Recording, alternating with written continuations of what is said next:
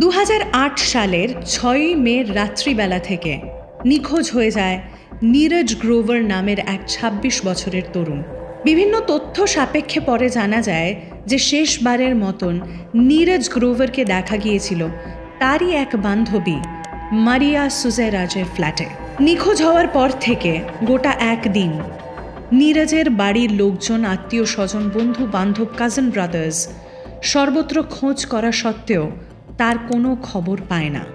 নীরজের হঠাৎ নিখোঁজ হওয়া, তারই বান্ধবী মারিয়ার ফ্ল্যাটে তার উপস্থিতি এবং তারপরে মারিয়ার বয়ানে উঠে আসা ম্যাথিউয়ের নাম, এই সব কিছু মিলে সৃষ্টি করে এক ধোঁয়াশা, যেটার কারণে the Neeraj Grover murder case খুব তাড়াতাড়ি বহু চর্চিত হয়ে ওঠে। নীরজের অন্তর্ধানের পেছনে তাহলে কারা ছিল? সে কি জীবিত ছিল নাকি তাকে নৃশংসভাবে হত্যা করা হয়েছিল? ঘটনাটা পুরোপুরি জানতে হলে এই ঘটনার কেন্দ্রে থাকা 3 জন মানুষের সম্পর্কের ব্যাপারে আমাদেরকে আরও ডিটেলসে জানতে হবে।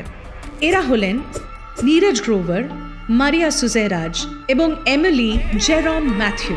One story, 3 characters, 3 lives, all 3 attached with a cord of a complicated saga of love. It was one of the most gory crime the city of Mumbai had ever witnessed. Police का ऐसा कहना था कि conspiracy थी, intention था, motive था। 3 years after television executive Neeraj Grover was brutally murdered, the Mumbai Sessions Court is likely to pronounce its verdict in the case today. The law has been applied technically here. Do you feel it has been applied too technically? Emil Jerome has now moved the Bombay High Court, challenging his conviction and blaming his former fiancée Maria Suseraj.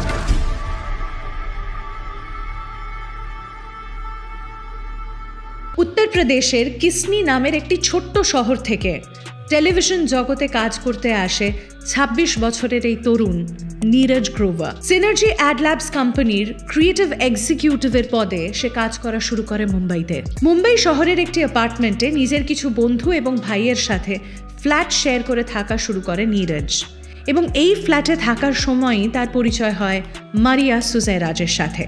মারিয়া একজন দক্ষিণ ভারতীয় অভিনেত্রী। মুম্বাইয়ের একটি TV শোতে অংশগ্রহণ করার জন্য তার পরিচয় হয় নীরজ গ্রোভারের সাথে। মুম্বাইয়ের অভিনয় জগৎ নিয়ে মারিয়ার তীব্র আকর্ষণ ছিল এবং পরবর্তীতে এখানেই নিজের ভবিষ্যৎ সুনিশ্চিত করার জন্য মুম্বাইয়ে থেকে যাওয়ার ডিসিশন নেয় মারিয়া। ম্যাথিউ একজন নেভাল অফিসার ছিল এবং সেই সময় সে কোচিতে পোস্টেড ছিল। হি ওয়াজ অলসো মারিয়াস ফিয়ন্সে।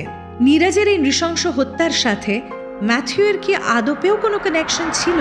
এটা জানতে হলে আমাদেরকে প্রথমে জানতে হবে 2008 সালের 6 মে এক্স্যাক্টলি কি ঘটেছিল। নীরজ গ্রোভার মুম্বাইতে একজন টেলিভিশন এক্সিকিউটিভ হিসেবে কর্মরত ছিল এবং তার পার্সোনালিটি ছিল চার্মিং অ্যান্ড অ্যাট্রাক্টিভ। বালাজি ফিল্মসের একতা কাপুর তার একটি ইন্টারভিউতে এই ফ্রেজটাও ব্যবহার করেছিলেন, হি ওয়াজ সিমিংলি সুইট। এই কথার ভিত্তিতে নীরজের ফুর্তিবাদ চরিত্রটাও খানিকটা বেরিয়ে পড়ে। কাজের সূত্রেই নীরজের সাথে প্রথমবার আলাপ হয় মারিয়ার। একটি অনুষ্ঠানের জন্য অডিশন করছিল মারিয়া, কিন্তু সেই অনুষ্ঠানে নির্বাচিত না হওয়া সত্ত্বেও নীরজের সঙ্গে তার একটি গভীর সম্পর্ক, যেটা বন্ধুত্বপূর্ণ গড়ে ওঠে। বিভিন্ন অনুষ্ঠানে একসাথে প্রেজেন্ট থাকা এবং বিভিন্ন বিষয়ে একে অপরের সাপোর্ট সিস্টেম হয়ে ওঠে ওরা দুজন। সেই সময় মারিয়াকে ফ্ল্যাট দেখে দেওয়ার জন্য নীরজ অ্যাক্টিভলি হেল্প করেছিল। 6 মে রাত 10টা নাগাদ মারিয়ার থেকে ক্রমাগত ফোন কলস পেয়ে একরকম বাধ্য হয়ে নীরজ মালাডের সলিটেয়ার অ্যাপার্টমেন্টসের 201 নম্বর ফ্ল্যাটে গিয়ে উপস্থিত হয়। নীরজ নাকি বলে গিয়েছিল, ও আমাকে বারবার ডাকছে, আমাকে একবার যেতেই হবে, কিন্তু আমি তাড়াতাড়ি ফিরে আসব। অন্যদিকে 6 মে অনওয়ার্ডসই নীরজের বাড়ির লোকজন, আত্মীয় স্বজন, তার ফ্ল্যাটমেটস সবাই ক্রমাগত তাকে ফোন করে তার খোঁজ নিয়েও কোনো রকমভাবে কানেক্ট করতে পারে না নীরজের সাথে। শেষে তারা আর কোনো পথ না পেয়ে একটি থানায় মিসিং রিপোর্ট ফাইল করতে বাধ্য হয়। বন্ধুরা যেহেতু জানতো নীরজ লাস্ট মারিয়ার ফ্ল্যাটেই গিয়েছিল, তাদের বয়ান অনুযায়ী নীরজের বাড়ির লোকজন প্রথমেই মারিয়াকে সন্দেহ করতে শুরু করে। পুলিশের জিজ্ঞাসাবাদের ফলে মারিয়া পুলিশকে জানাতে বাধ্য হয় যে 6 তারিখ রাত্রিবেলা নীরজ তার ফ্ল্যাটে আসলেও পরে আন্ধেরিতে একটা পার্টি অ্যাটেন্ড করার জন্য সে মারিয়ার ফ্ল্যাট থেকে বেরিয়ে যায়।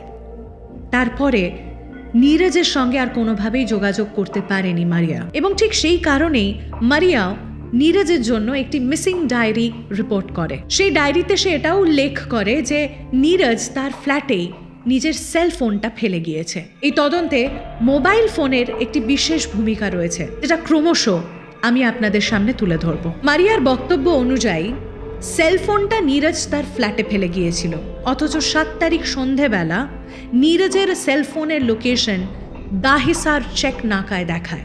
এই বিষয়টাই পুলিশের সন্দেহ আরও বাড়িয়ে তোলে। ক্রমাগত বিভিন্ন সময় নীরজের সেলফোনের লোকেশন এবং মারিয়ার বয়ান দুটোতে অসঙ্গতি আরও বাড়তে থাকে, যার ফলে শেষমেশ পুলিশ মারিয়াকে গ্রেপ্তার করতে বাধ্য হয়। নীরজের সেলফোনের রেকর্ডস অনুযায়ী একটি কল রিসিভ হয়েছিল, এবং সেই কলটা নিয়ে যখন মারিয়াকে জিজ্ঞাসাবাদ করা হয় তখন মারিয়া বলে যে নীরজের ফোনটা তার কাছেই ছিল এবং সে সেই মুহূর্তে দাদরে শপিং করছিল।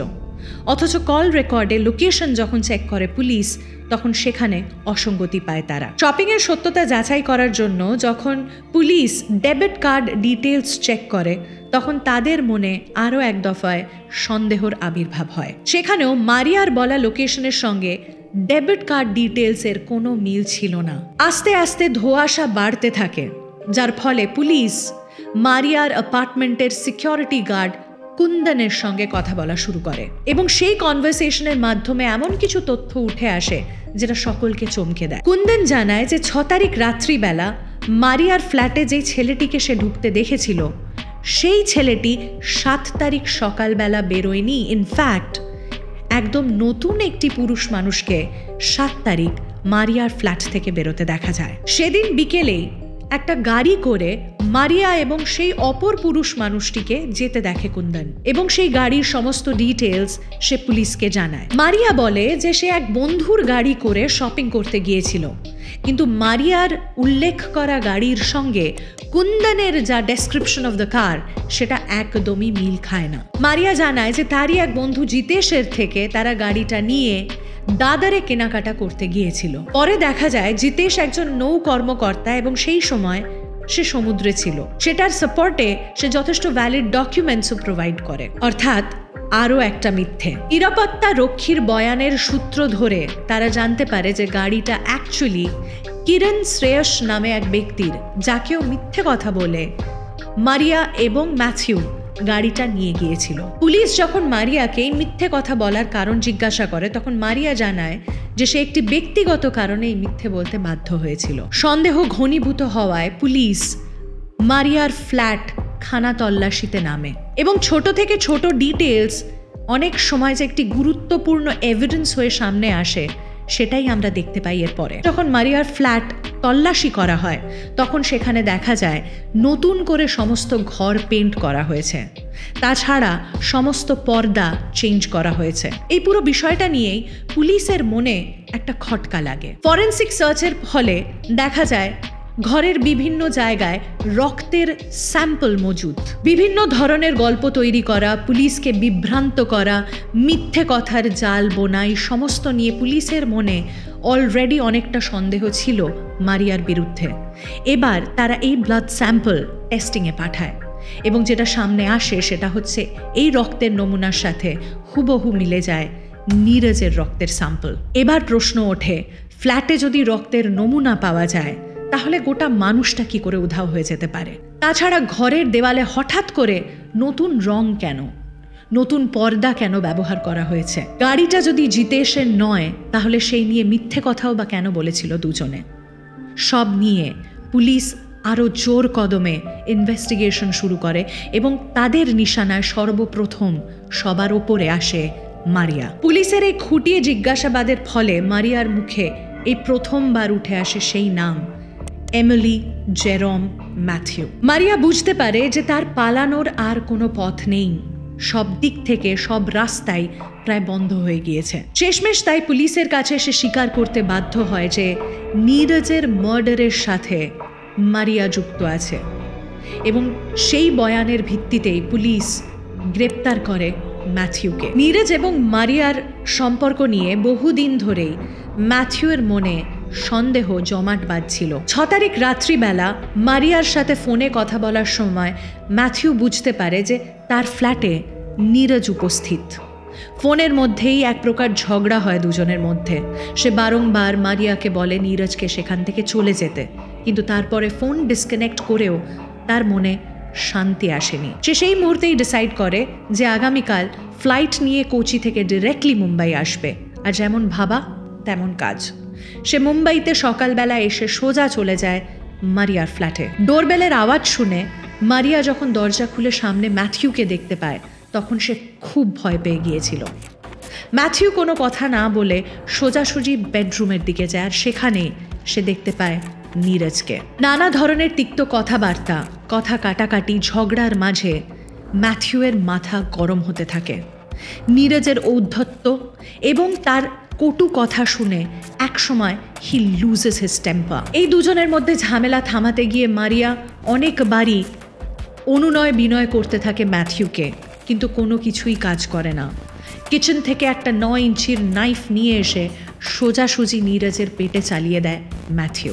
এমন মোক্ষম জায়গায় আঘাত করে ম্যাথিউ, এক প্রকার নীরজের পাকস্থলীটা বেরিয়ে আসে। বারংবার আঘাতে রক্তাক্ত দেহে নীরজের মৃত্যু হয় সেখানেই। জেরার মুখে মারিয়া স্বীকার করে যে এরপরে ম্যাথিউয়ের কথায় সে বাজার থেকে ডাফল ব্যাগ, চাদর, ছুরি এবং রুম ফ্রেশনার নিয়ে আসে। এর আগে মারিয়ার ডেবিট কার্ড ডিটেলসে এই পারচেসেসগুলোই দেখেছিল পুলিশ। আস্তে আস্তে ঘটনার জট খুলতে থাকে। মারিয়ার কথা অনুযায়ী সে যখন বাজারে ছিল তখনই ম্যাথিউ নীরজের দেহটার অগন্তি টুকরো করে, এবং তারপর যখন মারিয়া ফেরত আসে তখন সেই টুকরোগুলোকে ব্যাগে পুরে জঙ্গলে নিয়ে গিয়ে ব্যাগে পেট্রোল ঢেলে পুড়িয়ে দেয় ওরা দুজনে। সেই সময় বিভিন্ন সংবাদ মাধ্যম বিভিন্ন ধরনের রিপোর্টিং করেছিল।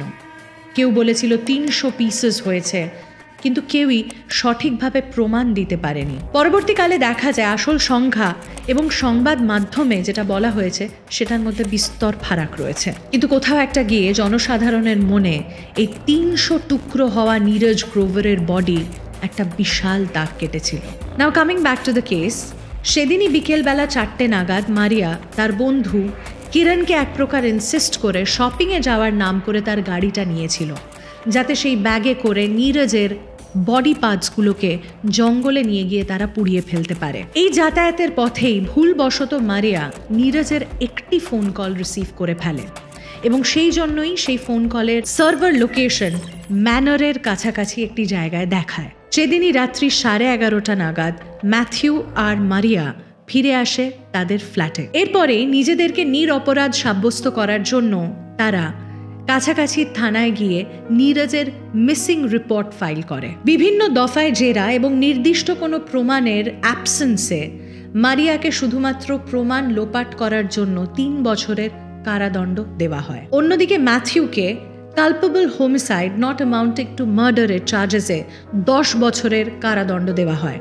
প্রমাণ লোপাট করার চেষ্টার জন্য আরও 3 বছরের কারাদণ্ড যুক্ত হয় তাতে। Lieutenant Jerome Matthew was found guilty of murder, but his heinous act was not found premeditated. The judge concluded that it was an act committed in a fit of rage. Matthew was sentenced to 10 years imprisonment under IPC 304. Matthew was also sentenced to another 3 years imprisonment for destroying evidence. ক্ষতিপূরণ বাবদ তাকে নীরজ গ্রোভারের ফ্যামিলিকে 50,000 টাকাও দিতে হয়েছিল। সংবাদ মাধ্যমে যেরকম ধরনের ডিটেলস বলা হয়েছিল তাতে জনসাধারণের কাছে এই সাজা খুবই সামান্য মনে হয়েছিল, এবং সেই কারণেই তারা যথেষ্টভাবে প্রোটেস্টও করেছিল।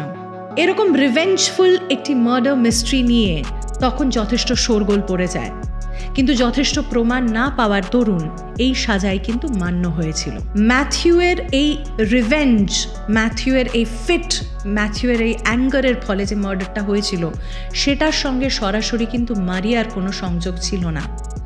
সেই সময় পুলিশ এটাও বলেছিল যে মারিয়ার ওপরেও খানিক অত্যাচার হয়েছে। মারিয়া অ্যান্ড ম্যাথিউ একে অপরকে ভালোবাসে তারা, এমনটাই দাবি করেছে। অথচ ধরা পড়ে যাওয়ার পরে দুজনেই দুজনকে দোষী সাব্যস্ত করতে উঠে পড়ে লেগে যায়। তাছাড়াও যেই ভালোবাসার জন্য ম্যাথিউ এত বড় একটা ক্রাইম করতে পেরেছিল, সেই ভালোবাসার মানুষটির ওপরে অত্যাচারের কথাও আমরা জানতে পারি পরে ইনভেস্টিগেশনের হাত ধরে।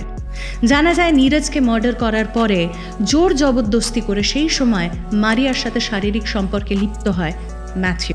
লাভ ইজ ব্লাইন্ড, আমরা এটা শুনে এসেছি, কিন্তু এতটাও কি অন্ধ হয়ে যেতে পারি আমরা ভালোবাসায় যে ভালোবাসার ডেফিনেশনই ভুলে যাব?